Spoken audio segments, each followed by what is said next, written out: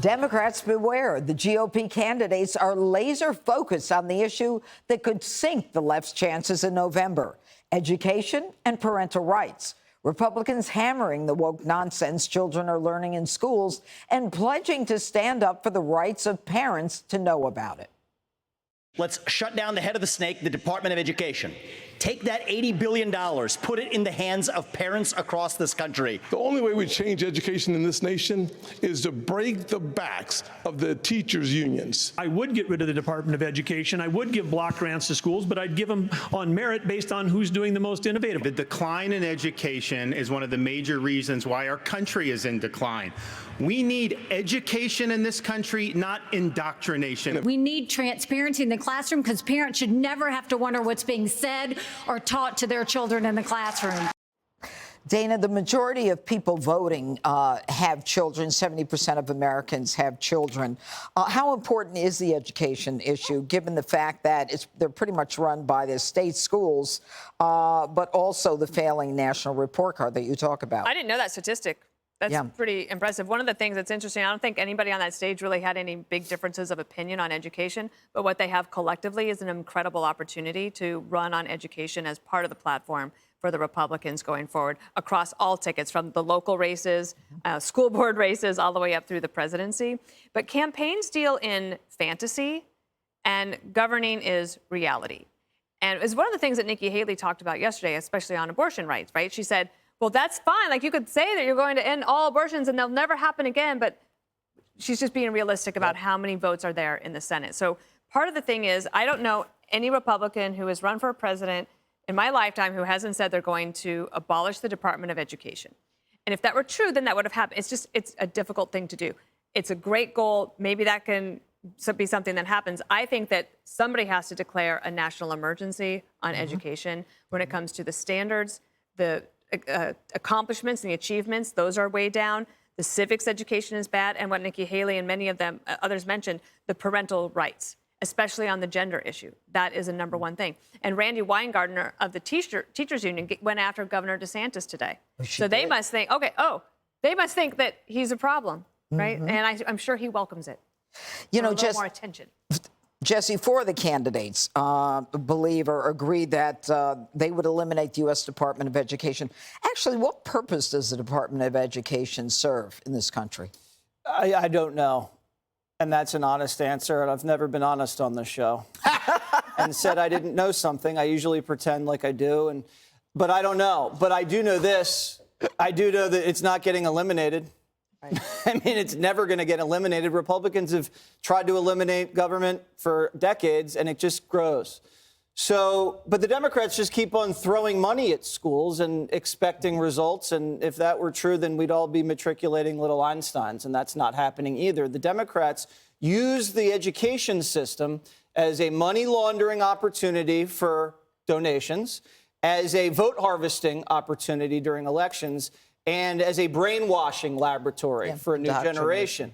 And they try to trap the students in these laboratories, and then they don't want to talk about it. Republicans are actually talking about academic achievement. And we have never talked about that in this detail before. But Vivek had it right. The parents have to get involved. You can't just expect to send your kid to public school and all of a sudden he's going to, ace his LSATs. You have to be engaged as a parent. Cook the kid eggs in the morning, read the kid books, check his homework, do parent-teacher conferences, maybe run for school board, something like that, because to say it's all hands off, you do it, you're never going to get a smart kid like that. 54%, Jessica, of Republican voters think that schools teach too little on reading and writing. 70% want more on good citizenship. 50% want more on math, science, and tech. How important is it to focus on these subjects, especially given our competition with China?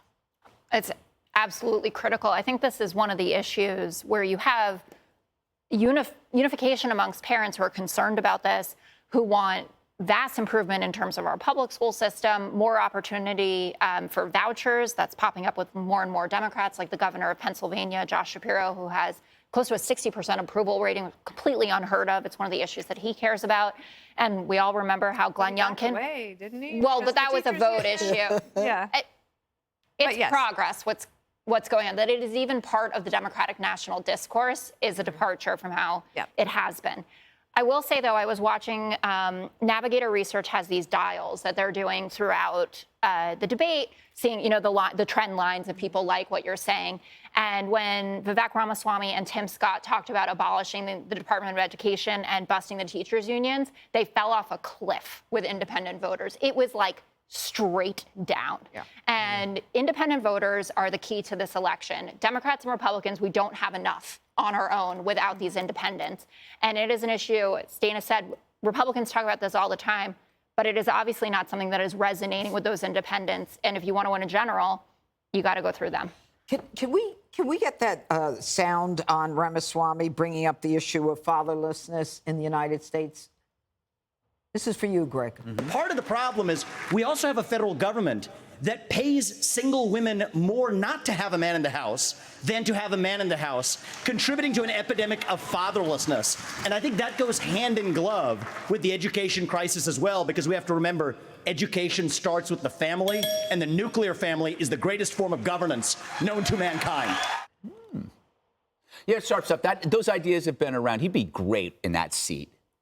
Yeah, on that seat. I'm just putting it out there. The Indian Jesse Waters. Yes, there you go. But you know what we predicted? The show predicted this, that when you combine the COVID shutdowns and the gender fascism, the education problems, the crime, that it made it so that the parents had no place in the Democratic Party. We talked about this, that no one listens to their problems because their problems are then twisted into some form of like bigotry, or you're for some sort of genocide. And Democrats always say, oh, we want a conversation, we want a conversation. But if you want a conversation at a school board meeting, they're going to call you a domestic terrorist. The Democrats have to stop embracing evil just because the Republicans are on the side of the good. And we talked about this, border crime, family.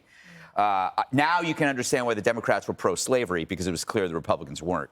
So I would say the Republicans are now the parents' party for this reason, right? Because the other side, and I mean the White House, they're embracing all sorts of weird stuff. I mean, child mutilation. They won't condemn that because, you know, they want to own the right. The right comes out against it. The White House has to be for it. The Dems used to say children are their future. No, now it's dudes in dresses. And it's the Republicans' future. Parents are going to start figuring this out soon. Jessica, and you will soon become a Republican. Well, that's definitely not true. And also, gender-affirming care is not genital mutilation. Oh, that's right. We need to use the language, the linguistics. Yeah. Affirmation. Yeah, and that's We're going to remove your genitals. How's that for affirmation? Yeah. Good job, Greg. Hi, everyone. I'm Brian Kilmeade. I want you to do me a favor. I want you to click to subscribe to the Fox News YouTube page. This is the only way that I know for sure that you're not going to miss any great commentary, any great news bites, any great interviews coming your way on Fox. You can get it all here on YouTube. So subscribe right now.